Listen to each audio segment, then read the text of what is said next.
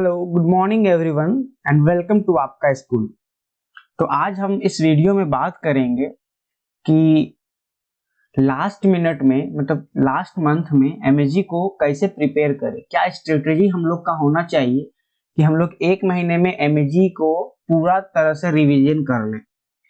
ये जो कोई कोई वीडियो बनाते हैं कि एक महीने में पूरा सिलेबस खत्म करे या एक महीने में पूरा कैसे पढ़ ले, वो सारा वीडियो फेक होता है। एमएसजी का सिलेबस इतना वास्ट है कि एक महीने में तो पॉसिबल ही नहीं है कि पूरा सिलेबस को पढ़ लिया जाए, लेकिन हम एक महीने में ये पता कर सकते हैं कि क्या क्या पढ़े कि हमारा एमएसजी का पेपर पूरी तरह से मतलब अच्छे से क्लियर हो जाए, हम लोग आसानी से पास हो जाए। तो इसीलिए मैंने यहाँ पे लिखा है कि एक महीने में एमएसजी को कैसे रिवीजन करें पूरा। हम लोग इसमें रिवीजन करने की बात करेंगे। हम लोग का क्या स्ट्रेटेजी होगा कि एक महीने में कौन कौन सा पोर्शन टच करे कि हम लोग एमएसजी के जितने सारे पेपर्स एमएसजी 1 2 3 4 से लेकर 16 तक सारे पेपर्स को आसानी से क्लियर कर सके। तो आज हम इस वीडियो में यही टॉपिक्स के बारे में बात करेंगे। तो सबसे पहले एमएसजी को पढ़ने के लिए सबसे इंपॉर्टेंट जो चीज है वो है प्रीवियस ईयर क्वेश्चंस, पीवाईक्यूज। और प्रीवियस ईयर क्वेश्चंस कम से कम हम लोगों को 4 से 5 साल तक का पढ़ना चाहिए, 4 to 5 years। 4 से 5 साल का प्रीवियस ईयर क्वेश्चंस को आप पढ़िए। इससे क्या पता चलेगा कि कौन कौन सा क्वेश्चंस रिपीट हुआ है।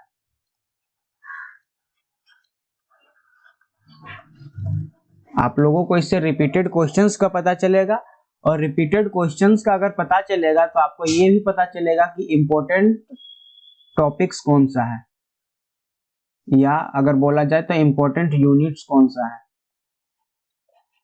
मेन तो यही हम लोगों को पता लगाना है कि इंपॉर्टेंट यूनिट्स कौन सा होता है। अगर ये पता चल गया तो हम लोग वही पढ़ेंगे और हमारा एग्जाम आसानी से क्लियर हो जाएगा।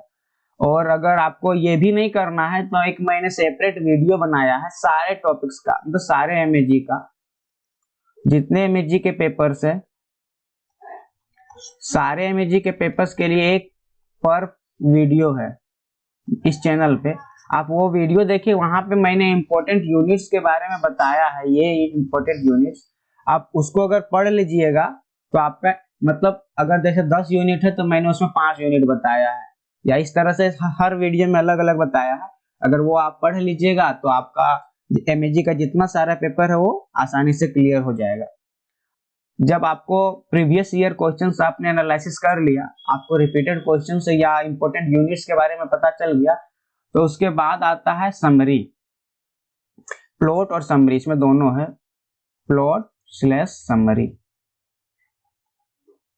तो आपको समरी सारा यूनिट का पढ़ना नहीं है, आप इंपॉर्टेंट यूनिट जो है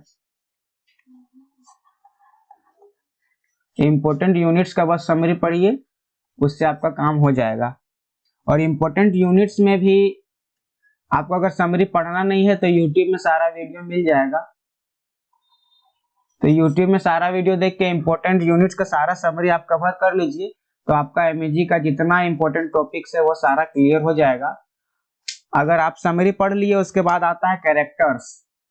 तो जितने सारे मेन टॉपिक्स है, जितने सारे मेन यूनिट्स है,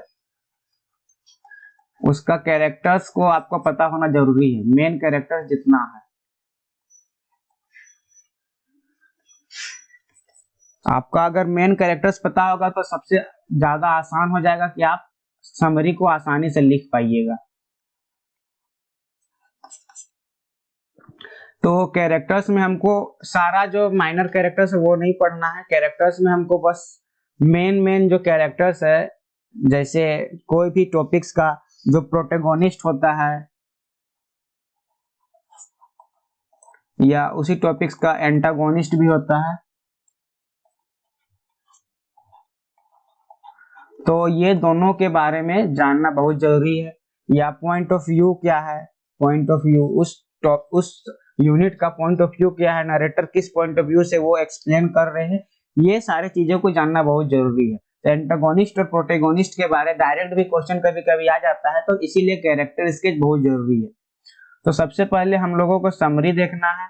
समरी में जो जो इंपॉर्टेंट यूनिट्स आपने सेलेक्ट किया है प्रीवियस ईयर क्वेश्चन को एनालिसिस करके, उसका समरी आप यूट्यूब से पढ़ लीजिए, या डायरेक्ट गूगल पे भी सर्च करने से समरी मिल जाएगा। उसके बाद आपको मेन कैरेक्टर्स जो है, मेन कैरेक्टर्स उसको पढ़िए। मेन कैरेक्टर्स में सबसे पहले तो आपको हर स्टोरी का प्रोटैगोनिस्ट और एंटागोनिस्ट पता होना चाहिए और पॉइंट ऑफ व्यू क्या है वो पता होना चाहिए। उसके बाद आता है थीम्स। तो थीम्स पढ़ने के लिए सबसे थीम्स मतलब अगर आप पढ़िएगा तो इससे आप कंक्लूजन भी लिख लीजिएगा और आप इससे इंट्रोडक्शन भी लिख लीजिएगा। तो थीम्स पढ़ने का यही फायदा है कि इससे आपका दोनों चीज हो जाएगा। आपको हर क्वेश्चन में तो इंट्रोडक्शन लिखना पड़ेगा। अगर आपको राइटर के बारे में नहीं पता है या उसका जो क्या बताना चाह रहा है उस स्टोरी में वो नहीं पता है, तो आप थीम्स से थोड़ा इधर उधर घुमा फिरा के आप इंट्रोडक्शन लिख सकते हैं। अगर आप मास्टर डिग्री में है तो आपका इतना आइडिया हो गया होगा कि कैसे लिखना है।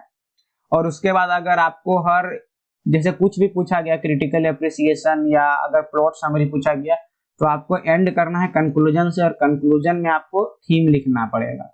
अगर आपको एग्जैक्ट कंक्लूजन पता है तब तो सही है, अगर नहीं पता है तो थीम्स का ही कंक्लूजन आप डाल सकते हैं। इसीलिए थीम्स बहुत जरूरी है। तो इसीलिए हम लोगों को थीम्स भी पढ़ना पड़ेगा। उसके बाद आता है ऑथर्स के बारे में।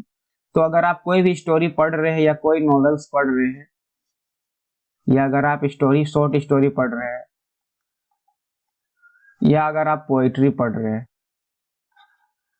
तो पोएट्री में तो सबसे ज्यादा जरूरी है कि आपको ऑथर्स के बारे में जानना पड़ेगा, ताकि आपको पता चलेगा कि वो ऑथर किस बेसिस पे पोएट्री लिखता है। मतलब हर ऑथर अब कोई कोई चीज के बारे में पोएट्री लिखता है, जैसे रोमांटिक पोएट्री कोई लिखता है, कोई नेचुरलिस्ट पोएट्री लिखता है, तो कोई नियो क्लासिकल पोएट्री लिखता है।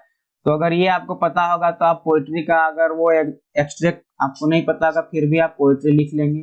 शॉर्ट स्टोरी में ऑथर्स के डायरेक्ट क्वेश्चन आता है, ऑथर्स के बारे में डायरेक्ट क्वेश्चन आता है, इसलिए आपको हर शॉर्ट स्टोरी का ऑथर पता होना चाहिए।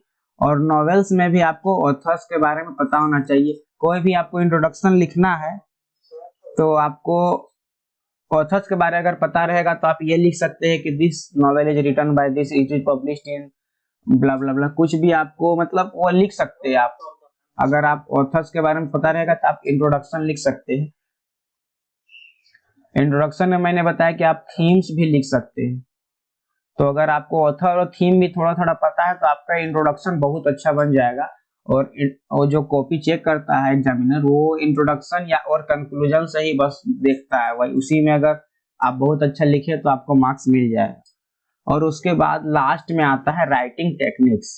तो हमारा राइटिंग टेक्निक्स क्या होना चाहिए, तो मैंने ये काफी आपको वीडियो में बताया है कि सबसे पहले आपको इंट्रोडक्शन लिखना है, उसके बाद जो क्वेश्चन में पूछा गया है बॉडी, उसके बाद थर्ड में आपको कंक्लूजन डालना है। तो ये तीन, हर क्वेश्चन में ये तीनों फॉर्मेट होना चाहिए। पहले आप इंट्रोडक्शन लिखिए जिसमें राइटर्स के बारे या जो एकदम छोटा सा समरी आप लिख सकते हैं जो पूछा गया है, या थोड़ा सा थीम्स उसमें ऐड कर सकते हैं। उसके बाद जो क्वेश्चन में पूछा गया, अगर कैरेक्टर स्केच पूछा गया तो कैरेक्टर स्केच लिखना है, क्रिटिकल एप्रिसिएशन पूछा गया तो वो लिखना है, मतलब कुछ भी पूछा गया उसको बॉडी में लिखना और लास्ट में 5-6 लाइन का कंक्लूजन डालना है। तो आपको आंसर लगभग 4 से 5 पेज में लिखना है, मतलब 500 वर्ड में आंसर लिखना है।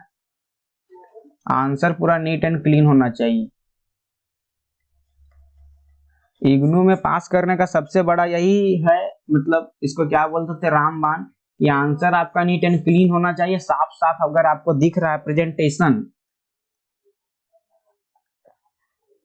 अगर आपका प्रेजेंटेशन बहुत अच्छा है तो आपको हर क्वेश्चन में मार्क्स मिलेगा और इतना मिल जाएगा कि आप आराम से पास हो जाइएगा। और राइटिंग टेक्निक्स में बॉडी में आप जो लिखिएगा तो इसमें आप कहानी लिखना मत शुरू कर दीजिए। जो क्वेश्चन में पूछा गया है, तो क्वेश्चन का जो डिमांड है वही चीज को आपको राइटिंग सेक्शन में लिखना है। तो एक बार हम फिर से पूरा वीडियो को रिमाइंड करते हैं ताकि आपको याद रहे कि क्या क्या मैंने बताया। सबसे पहले तो आपको प्रीवियस ईयर क्वेश्चंस को पढ़ना है। प्रीवियस ईयर क्वेश्चंस में आपको रिपीटेड क्वेश्चंस का एनालिसिस करना है और प्रीवियस ईयर क्वेश्चन में आपको 4-5 साल का क्वेश्चन पढ़ना है, इससे आपको इंपॉर्टेंट टॉपिक्स पता चले। उसके बाद इंपॉर्टेंट जो यूनिट्स आपको पता चला उसका समरी पढ़ना है। समरी आप कहीं से भी पढ़ सकते हैं, यूट्यूब से या गूगल से। तो और अगर आपको ये पता करना है कि कौन कौन सा इंपॉर्टेंट यूनिट्स है, अगर आपको समझ में नहीं आ रहा है तो मैंने हर मतलब पेपर के बारे एक सेपरेट वीडियो बनाया है, आप वो भी देख सकते हैं। उसके बाद आपको कैरेक्टर्स देखना है, जिसमें मेन कैरेक्टर्स देखना है आपको, वो स्टोरी का जो मेन कैरेक्टर है वो क्या है। अगर आपको सारा कैरेक्टर के बारे में पता है तो आपको समरी पढ़ने का भी जरूरत नहीं पड़ेगा, आप कैरेक्टर से ही सारा चीज आपको पता चल जाएगा। तो कैरेक्टर्स में प्रोटैगोनिस्ट और एंटेगोनिस्ट के बारे में पता होना चाहिए। उसके बाद थीम्स में आपको सब चीज का कम से कम 5 थीम पता होना चाहिए, जिसको आप कंक्लूजन में भी लिख सकते हैं, इंट्रोडक्शन में भी लिख सकते हैं। उसके बाद ऑथर्स के बारे में पता होना चाहिए, मतलब राइटर्स के बारे में, नॉवेल्स या शॉर्ट स्टोरीज, पोएट्री। ऑथर्स से डायरेक्ट भी क्वेश्चन आता है, डायरेक्ट कोई शॉर्ट स्टोरी में डायरेक्ट पूछ देता है कि ऑथर मतलब कौन से शॉर्ट स्टोरीज लिखते हैं, मतलब किस तरह का शॉर्ट स्टोरी लिखता है, या इनका राइटिंग स्टाइल क्या है, तो वो डायरेक्ट क्वेश्चन आ जाता है। और पोएट्री में अगर आपको ऑथर का राइटिंग स्टाइल पता है, उसका जेनर पता है, तो आप आराम से पोएट्री को एक्सप्लेन कर सकते हैं। और ऑथर्स को आप इंट्रोडक्शन में भी डाल सकते हैं। राइटिंग टेक्निक्स जो मेन है सबसे, उसमें आपको 4 से 5 पेज में लिखना है, आंसर नीट एंड क्लीन होना चाहिए, प्रेजेंटेशन 1 नंबर होना चाहिए, और तीनों फॉर्मेट होना चाहिए, पहले इंट्रोडक्शन, फिर बॉडी, फिर कंक्लूजन होना चाहिए। और जो क्वेश्चन में डिमांड किया गया है, जो क्वेश्चन पूछा गया, बस उसी को लिखिए, ताकि आपका जो अगर पढ़े भी जो चेक कर रहा है तो वो उसको मतलब थोड़ा लगे कि हाँ इसमें थोड़ा दम है, तो उसमें मार्क्स मिलेगा आपको। और इतना बताने के बाद अगर किसी के मन में कोई डाउट है तो वो आप कमेंट सेक्शन में पूछ सकते हैं। और ये जो जिनका भ्रम है कि 1 महीना में पूरा सिलेबस खत्म हो जाएगा, वो भ्रम को दूर कीजिए। 1 महीना में पूरा एमएसजी का सिलेबस कभी खत्म हो ही नहीं सकता है। 1 महीना में आप पूरा रिवीजन जरूर कर सकते हैं। इसीलिए हम इसमें यही सब चीज बताया है जो आपके लिए फायदेमंद है, मतलब आपको इंपॉर्टेंट टॉपिक्स पढ़ना है, पूरा सिलेबस पढ़ने का जरूरत है नहीं। तो आशा करते हैं कि ये वीडियो आपके लिए फायदेमंद होगा। अगर ये वीडियो आपको पसंद आया हो तो इसे लाइक करें, अपने दोस्तों के साथ इसे शेयर करें, और इस चैनल को सब्सक्राइब कर लें इसी तरह के इंपॉर्टेंट वीडियो पाने के लिए। Thank you, have a very nice day.